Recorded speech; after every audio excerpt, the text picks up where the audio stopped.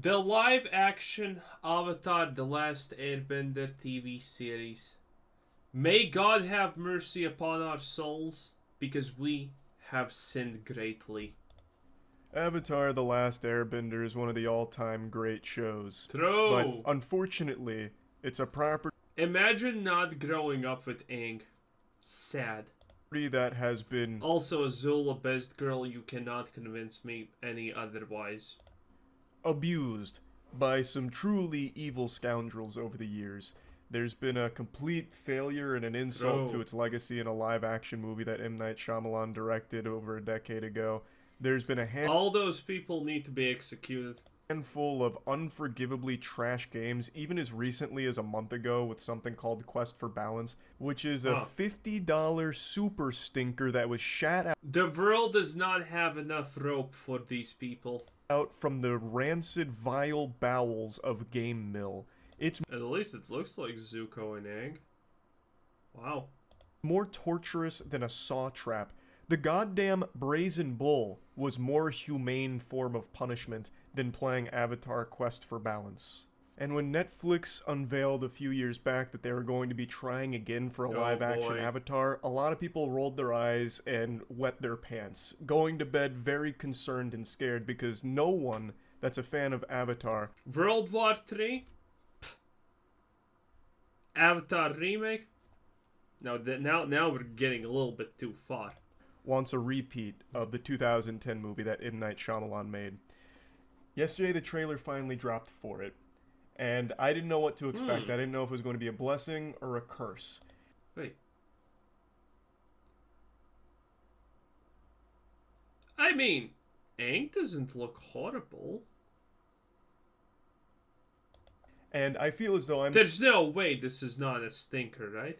the only one qualified to opine on the quality of a live-action Avatar because I believe I'm the only person on this fucking planet to see the 2010 live-action Last Airbender movie multiple times. I exposed myself to more radiation than fucking Chernobyl ever was by watching this movie multiple times. I made a whole video on it breaking it down. Wow. It is abhorrent. You can really feel the hate that M. Night Shyamalan I'm gonna watch that later, I guess. has for the property. In every single shot, there's just this miasma of agony that is just oozing out of the film. It's something truly special. So I honestly don't think there's a single dimension in the multiverse where the Netflix Avatar would somehow be worse than the 2010 movie. The way he's speaking about it doesn't make me think that this is actually that bad. The new one. Is this gonna be like not horrible? Is this the trick? You couldn't try to make it that bad. They couldn't even pronounce Aang's name correctly in that movie. They called him Ong. So I'm happy. Oh my god. Ong! To report, rejoice Avatar fans, that the Netflix trailer for Avatar live action is pretty good. It's certainly better than the 2010 movie. Oh, now I expected him to say, well, it's not great, but it's not that shit. I know it's a low bar to set, but it clears that for sure. It does seem like they have a team together behind it that cares. I did enjoy it. Now, I do want to dive in a bit more in depth on my feelings about this project going forward.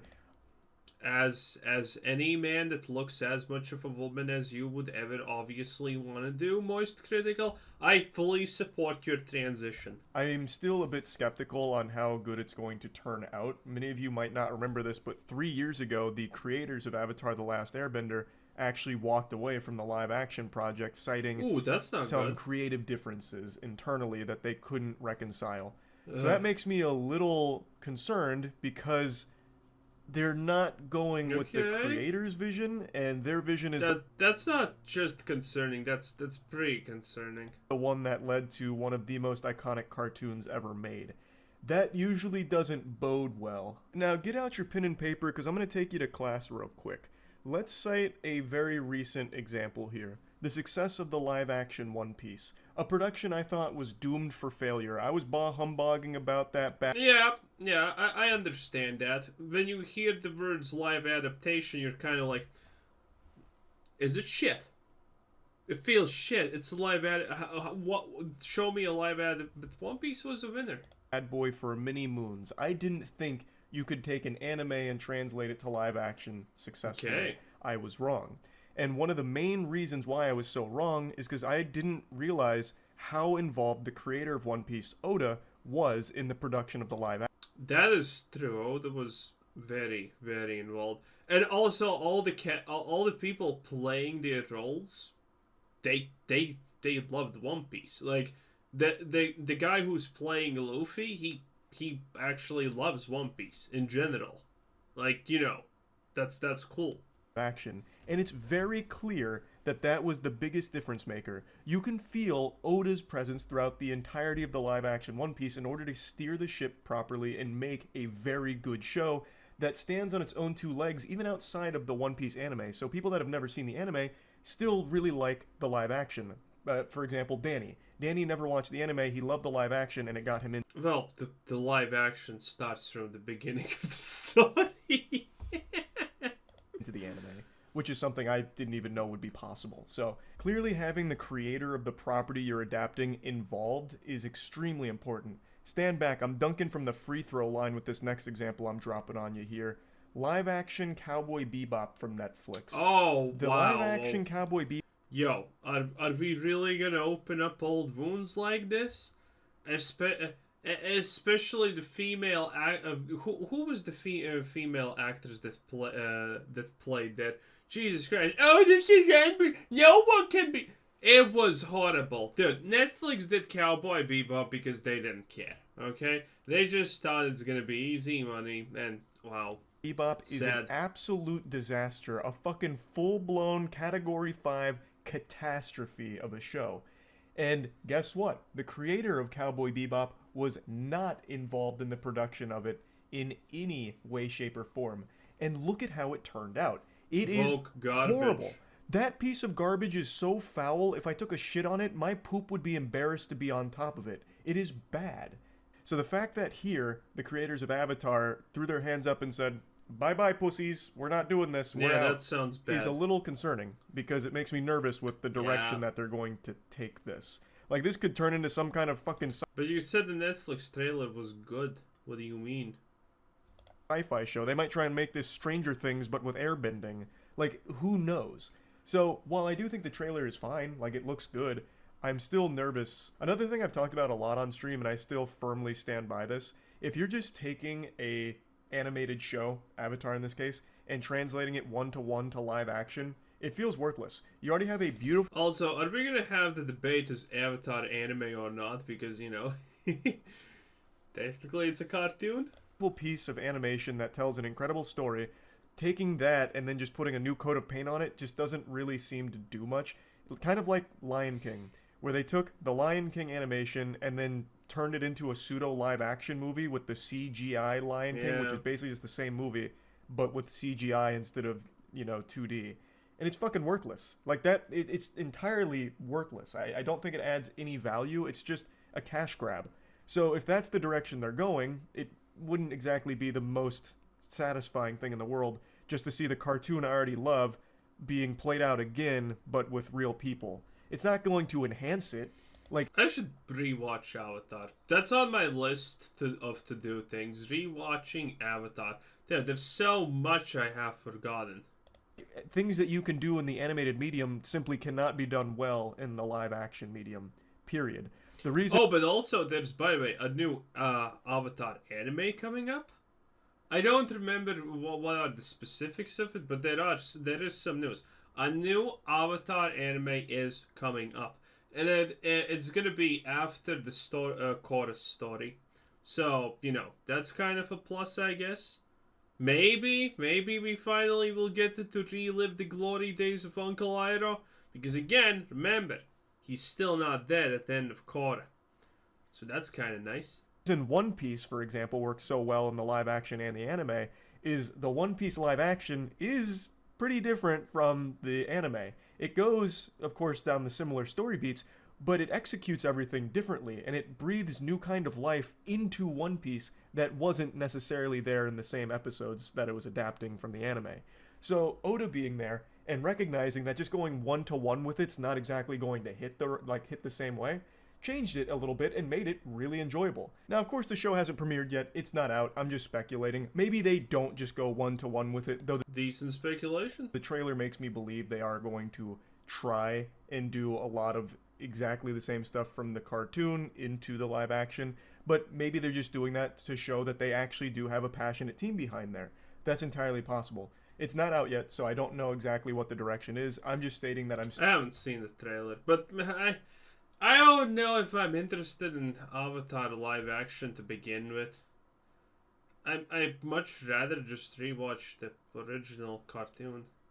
And again, at some point there's gonna be the next installation of the continuation of the story after Korra, so that's gonna be great. I mean, people didn't love Korra. I didn't love Korra. I loved the Sami. Well, actually, I loved Opal. But, different things. In any case, well, actually, Opal's mom.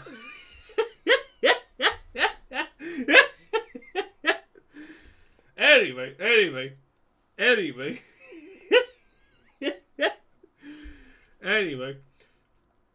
Korra wasn't the best show ever, but Korra was still a decent show. I don't think it really harmed the Avatar everything too much, because keep in mind, when it comes to the Avatar storyline, there is literally no difference. Do we make a show before Aang or after Aang? There is no difference in that. Everything can involve anything. Okay, there is very little constriction. Admittedly, I didn't like that how Legend of Korra kind of, made the spirit world and everything look, and how it functions and shit like that. I didn't like that, and how spirits interact and everything. It was a little bit meh, but still, it wasn't the worst thing ever. Still a bit concerned knowing that the actual creators of the show left the project over creative differences. That's a pretty big deal, in my opinion. But it could still turn out great. I hope it turns out great. I don't want another bad Avatar live. I mean, at first he made it sound like it's gonna be good. Now it sounds like it's shit. Action. That would suck some serious shit. So, that's my full thoughts on that. I do also want to briefly mention something that's really flown under the radar, unfortunately. Netflix also released the teaser trailer for the live-action YuYu Hakusho, and I haven't seen anyone talk about that yet. This is something I was extremely skeptical on being good in any capacity because Netflix adaptions... Wait, so Netflix now just adapting all the anime? Most part are huge fucking misses. Aside from very rare exceptions like One Piece, they don't do a great job of it. True. So when I saw they announced live-action YuYu Hakusho like a year or two ago... You know what actually could succeed as an adaptation?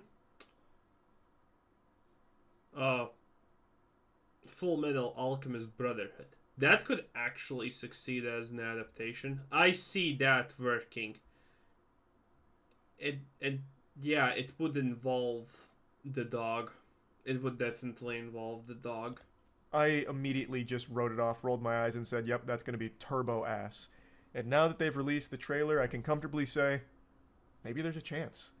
Like, I'm shocked to say it, but there might be a chance that this is pretty good. I didn't outright hate the trailer. I think it's very rough around the edges, but it's a teaser first and foremost, so it's not like they showed... Rough around the edges is not good, by the way. A ton. The edges are what you look at to understand if someone understands what they are doing or not. But what they did show, I thought was fine. CG is a little wonky in a couple of the scenes there, but that's to be expected. I kind of like the direction they seem to be going. It's kind of taking characters that you don't see until the Dark Tournament saga and bringing them into the fold much earlier. And it piques my curiosity.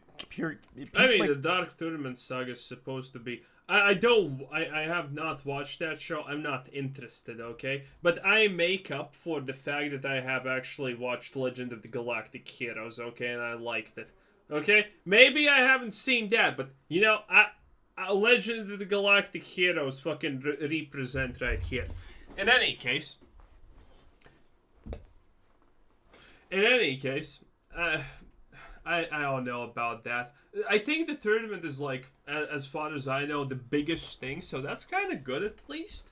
I mean, there are silver linings for every third act, probably. My curiosity on how they're going to handle that and what the direction they're going with the story is. It could be pretty decent. I like the couple of the Okay, fights. shut up, Most Critical. Go take your HRT. Anyway, this was Quizzer Sensei, and thanks for watching. Subscribe if you haven't already, and have a nice day. Bye-bye.